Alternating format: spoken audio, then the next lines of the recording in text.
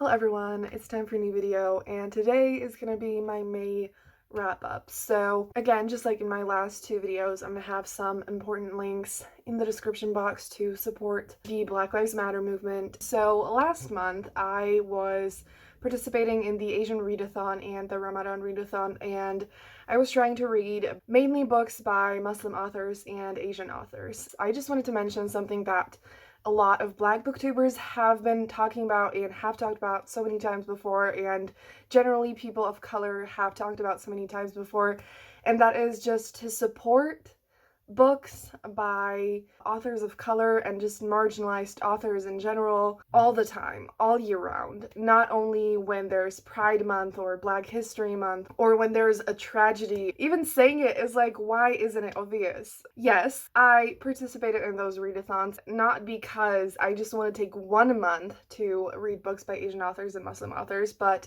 because I want to kind of direct my focus on books I want to read more of, and to kind of find new recommendations and have a look at the books that I actually read normally. I thought that I did a pretty good job at reading diversely, but I could do better. Now, I'm gonna talk about all the books that I read last month. So, the first book that I read last month was Amina's Voice by Hannah Khan. So, this book is a middle grade, and I feel like it's kind of like a coming of age story. The main character is a Muslim Pakistani American girl, and she just kind of starts seeing some changes in the people around her, and she starts questioning whether she should change, do things differently to fit in and everything. And she loves singing, and she kind of wants to do more of that, find the courage to sing more in front of more people. It's a beautiful story, and it's hard-hitting and powerful, but it's not overwhelmingly so because it's a middle grade, so it's written in the way that kids can read it. And this book was wonderful. And I have another middle grade book that I read soon after this, which was Other Words for Home by Jasmine Warga. So this book is written in verse, and it's about a Syrian girl who moves to the United States with her mom. So they're basically running away from war and somewhere more safe. And her brother and her father stay there because her brother is an activist and her father has a shop that he doesn't want to leave. The main character here goes on a journey to just, trying to fit in a new place, trying to figure out how she feels about that place, and just kind of finding a second home and figuring out how that works for her, and figuring out what home actually means to her. So it's another really powerful and important story, and it's also really short. Both of them are actually really short, so I definitely recommend it. It's something that you can read really quickly. The next book that I read is Shards by Fariha Khayyam. So this book is a self-published book, and it's by a Muslim author, and I feel like I personally read a lot of poetry. I know that most people on BookTube don't really, and tell me in the comments down below if you want me to make like poetry recommendations, because I haven't done that yet. And I felt like I didn't really read as much like diverse poetry as I could. And so I ran into this book and I decided to read it, and I really liked how it was written. I feel like one thing that I struggle with modern poetry is that I don't always love the way it's written, and that was not the case here. I really liked it, and I didn't realize that I didn't say the rating so far. I keep forgetting, so I actually gave the books that I mentioned so far, I gave them all 5 stars, so yes. The next book that I read is Crier's War by Nina Varela. So this book you might have heard of because it's been really popular, and it definitely deserves all the hype. I'm actually going to talk a little bit more about this in a video that's hopefully coming soon. I've been working on it literally all year, and I really need to fucking finish it. So I'm going to have more thoughts in that video, but it's basically a YA fantasy where there are people who are made. I actually used to think that they were kind of like cyborgs, but the way they're made is not with like technology, but it is with just like magic, and yeah. So there are people who are made, and then there are humans, and the people who are made are in charge, and they kind of really oppress humans. And so it's about 2 girls. One of them is human, one of them is made, and it is so cool. I have never read a fantasy like this one. It is extremely plot driven, and the plot is super complex, and it just had all of my attention the entire time. It's another book that I read on audio. Again, it's a good audiobook. And it's just fascinating, and it's so cool. And there is a female romance in it, but just like a warning, it's, if that's something that you're really excited for, there is not that much of it. I really wish we had more content, but it was amazing. Anyways, like, it was incredible, and the book is wonderful, and it deserves all the hype. And if you haven't read it yet, please do. The next book I'm going to mention, I'm going to mention the only two physical books. For the past like 2 months at least, I have the goal to read more physical books. Clearly, I'm doing a great job since I read 2 last month, so yes. One that I read last month was Wild Embers by Nikita Gill. Nikita Gill is an Indian British poet, and she is absolutely incredible. She's my absolute favorite poet ever, and I have read quite a lot of poetry, so it means quite a lot. And she writes such powerful and lyrical poems. And again, I feel like I said, the problem that I often have with poetry books is that the writing is just too simple. It doesn't actually sound poetic, and then I feel like doesn't impact me as much as it could. And her poems are just beautifully written, and they have beautiful messages, and they're really empowering and inspiring and wonderful. And this was a reread for me. I don't think I said that. And I did something really special this time. I actually highlighted into the book, which was the first time that I ever did that. I don't write into books. It is, to me, so wrong. Like, if you do that, obviously no judgment, but I mean, I highlighted into this book. So I don't know if you can actually see, but I have quite a lot highlighted, and it was the first time that I did that, and I definitely don't think that I personally want to do that with fiction, especially like fantasy. Like, that to me feels so wrong. Like, I might annotate and do something because I feel like it makes the reading experience much more special, but I don't want to write into books. But with poetry, it felt right for me, and this book means a lot to me, and other Nikita Gill's books that I need to get physically as well. If you want to give poetry a shot, I would absolutely recommend you to read Nikita Gill. Like, if you read just one author, please check out Nikita Gill. And the only other book that I read physically is Define Me by Tahereh Mafi. I absolutely fell in love with this book. Like, so much that I didn't want it to be over yet. And so I didn't read the last book. I'm definitely going to be reading it in June, but the Shatter Me series is a YA dystopian series, and the first 3 books feel very like classic YA. It was written in the early 2010s, but I love the characters in this series so much, and I feel like the 3 added books that follow the original trilogy are incredible. Is it for everyone? No. I can't really say much about it because, obviously, no spoilers, but I think it's wonderful. It feels so much more mature, and there are so many amazing like messages interwoven into it. I think that what Tahereh Mafi is doing and has done with the world and the characters is so wonderful and so powerful, and I'm fucking in love with this, and I adored this. I gave it 5 stars.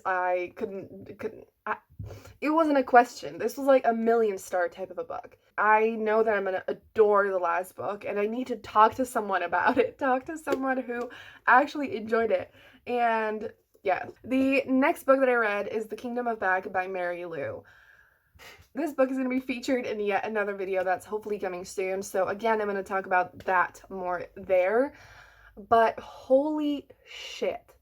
This book is about Mozart's sister, whose name is, her nickname is Nannerl, and she, you probably didn't know she existed, and she was a pianist, and she was really fucking good at it, and she was a composer as well, and it's a story about her, a story about, like a powerful, important sibling relationship, and a story about Nannerl's growth and her journey to figuring out what she actually wanted and her purpose in life, and her struggling through being in her brother's shadow. And also, it's a fantasy because it was inspired by the world that the two Mozart siblings actually created, like in real life, they created it.